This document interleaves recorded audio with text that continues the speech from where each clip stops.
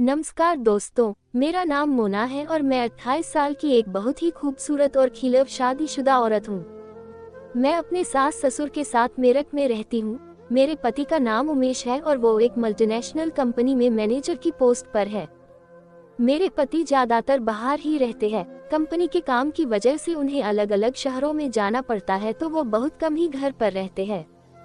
दोस्तों, कहानी आगे बढ़ाने से पहले मैं आप सभी को अपने मस्ती भरे जिस्म के बारे में बता देती हूँ। मेरा रंग दूध की तरह एकदम गोरा है और मेरा शरीर एकदम भरा हुआ है। मेरे बड़े बड़े सतरे और मेरी बाहर की तरफ उठी हुई मोटी पीछवाड़ा किसी को भी पल भर में ही मदहोश कर सकती है। मैं जब अपनी पीछवाड़ों मटकाते हुए बाहर निकलती हूँ तो क्या बूढ़े क्या जवान सभी मुझे देखकर ठंडी आहें भरने लगते हैं। मैं ज्यादातर लॉ कट वाला स्लीवलेस ब्लाउज पहनती हूँ, जिसमें से मेरे चूचों की घाटियों का नज़ारा सभी लोगों को साफ साफ दिखाई देता है। मेरी शादी को अभी 1 साल ही हुआ था और मेरे पति के साथ मेरी जिंदगी ठीक ठाक ही चल रही थी। वो महीने में 3-4 दिन के लिए ही घर आते थे, तो मैं हमेशा उनके केले के लिए तड़पती रहती थी। फिर एक दिन दोपहर को मेरे पति का फोन आया और वो मुझसे कहने लगे, मोना कैसी हो तुम। मैंने उन्हें कहा, क्या कैसी हूँ, आपको तो अपनी बीवी की बिल्कुल भी फिक्र ही नहीं है। आपके बिना मेरा बिल्कुल भी मन नहीं लगता है। मेरे पति बोले, तुम चिंता मत करो मोना, मैं परसों घर आ रहा हूँ, फिर मैं 2-3 महीने तक यही रहूंगा। मेरे पति की ये बात सुनकर तो मैं खुशी से फूले नहीं समा रही थी। तभी मेरे पति ने कहा, मोना अभी मुझे थोड़ा काम है, मैं तुमसे बाद में बात करूंगा। अब मैंने ये बात अपने सास ससुर को बताई तो वो भी बहुत खुश हो गए। मेरे सास ससुर नीचे के फ्लोर पर रहते हैं और मैं ऊपर रहती हूँ। हमारे घर पर एक नौकरानी भी है जो मेरे सास ससुर का ध्यान रखती है और उसके साथ साथ वो मेरा घर के कामों में हाथ भी बटाती है। उसका नाम रेखा है। रेखा 32 साल की है। 2 साल पहले उसका तलाक हो चुका है।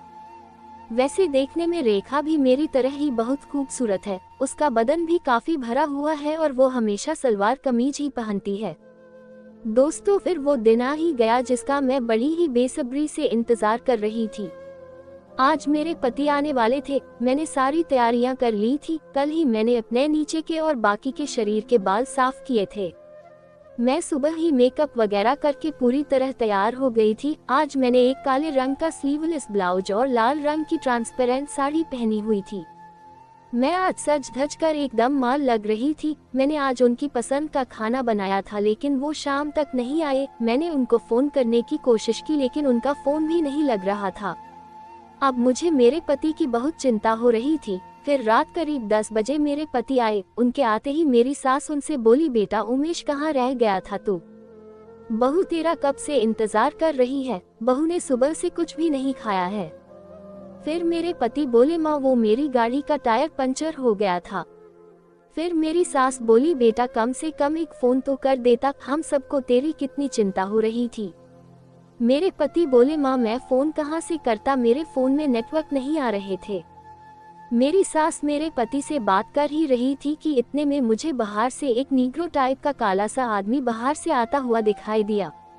उसके हाथ में मेरे पति का सामान था, कपड़ों से तो वो ड्राइवर लग रहा था। फिर वो मेरे पति से बोला, साहब सामान कहाँ रखना है? मेरे पति उससे बोले, शेर सिंह तुम मेरा सामान ऊपर मेरे कमरे में रख दो। इतना बोलते हुए मेरे पति ने रेखा को कहा, रेखा तुम शेर सिंह को मेरा कमरा दिखा दो। रेखा बोली, जी भैया। अब रेखा शेर सिंह को ऊपर ले गई और फिर मेरी सास भी अपने कमरे में चली गई। तभी मेरे पति मुझसे बोले, मोना कैसी हो तुम? मैंने उनको कहा, आप तो मुझसे बात ही मत करो, आपको पता है मुझे आपकी कितनी टेंशन हो रही थी। मेरे पति कहने लगे, यार मोना तुम भी फालतू में ही टेंशन लेती रहती हो। चलो अब मुंह मत फुलाओ, मुझे बहुत भूख लग रही है, मेरे लिए जल्दी से खाना लगा दो। मुझे लगा कहीं मेरे पति मुझसे नाराज ना हो जाए, तो मैंने उनको कहा, आप हाथ मुंह धो लीजिए, तब तक मैं आपके लिए खाना लगा देती हूँ। फिर मैंने मेरे पति से पूछा, आपके साथ वो आदमी कौन है? मेरे पति बोले, अरे वो मेरा ड्राइवर है शेर सिंह, वो यही रहेगा, तुम रेखा को कहकर उसके सोने का इंतजाम गेस्ट हाउस में करवा देना। मैंने कहा ठीक है। अब मेरे पति हाथ मुंह धोकर आ गए और खाने की टेबल पर बैठ गए। फिर मेरे पति शेर सिंह से बोले, शेर सिंह तुम भी खाने के लिए बैठ जाओ। शेर सिंह कहने लगा, साहब आप खाए, मैं बाहर खाना खा लूंगा, मैं आप लोगों को तकलीफ नहीं देना चाहता। मेरे पति बोले, शेर सिंह तकलीफ की क्या बात है इसमें, अब तुम यही रहोगे तो तुम खाना भी यही खाना। मेरी बीवी बहुत अच्छा खाना बनाती है। मेरे पति के काफी जोर देने पर शेर सिंह खाना खाने बैठ गया। अब मैं रेखा के साथ मिलकर मेरे पति और शेर सिंह को खाना परोसने लगी। दोस्तों, मैंने ध्यान दिया कि शेर सिंह मुझे बहुत घूर घूर कर देख रहा था। दोस्तों, शेर सिंह एकदम काला और काफी लंबा चौड़ा था। उसके सर पर छोटे छोटे बाल थे और उसका पेट बाहर की तरफ निकला हुआ था। उसे देखते हुए मैं सोच रही थी कि ये मेरे पति ने किस नीग्रो को नौकरी पर रख लिया है। खाना खाने के बाद मैंने रेखा को कहा, रेखा तुम शेर सिंह के लिए गेस्ट रूम में बिस्तर लगा दो। रेखा बोली, ठीक है भाभी, मैं अभी बिस्तर लगा देती हूँ। फिर रेखा शेर सिंह को अपने साथ ले गई और उसने गेस्ट रूम में उसका बिस्तर लगा दिया। अब मैं भी अपने पति के साथ अपने रूम में आ गई और फिर मैं अपने पति को रिझाने की कोशिश करने लगी। मुझे लगा था कि मेरे पति आज मेरी खूब जमकर खुदाई करेंगे, लेकिन वो तो कमरे में आते ही बोले, मोना मुझे तो बहुत नींद आ रही है, मैं बहुत थका हुआ हूँ। इतना बोलते हुए मेरे पति बेड पर लेट गए और उन्हें लेटते ही नींद आ गई। मैं सोच रही थी कि आज मेरे पति मेरी जमकर खुदाई करेंगे, लेकिन मेरे अरमानों पर तो पानी ही फिर गया था। मेरी चिड़िया में बहुत आग लगी हुई थी, लेकिन फिर मैं सोचने लगी कि आज तो ये आए ही है, कल इनसे अपनी खुद वालूंगी। अब मैं भी अपनी सिकोड़ कर सो गई। अगले दिन मेरे पति सुबह सुबह अपने ऑफिस के काम से कहीं निकल गए और फिर वो शाम को वापस आए। शाम को भी वो मेरे सास ससुर के साथ बैठकर उनसे बातें करने लगे। आज तो मैंने सोच ही लिया था कि मैं इनसे खुद कर ही रहूंगी। फिर खाना खाने के बाद जैसे ही मैं और मेरे पति ऊपर कमरे में आए तो मैंने मेरे पति को कहा, जी आप कहाँ बिजी हो, आपको तो अपनी बीवी का कुछ ख्याल ही नहीं है।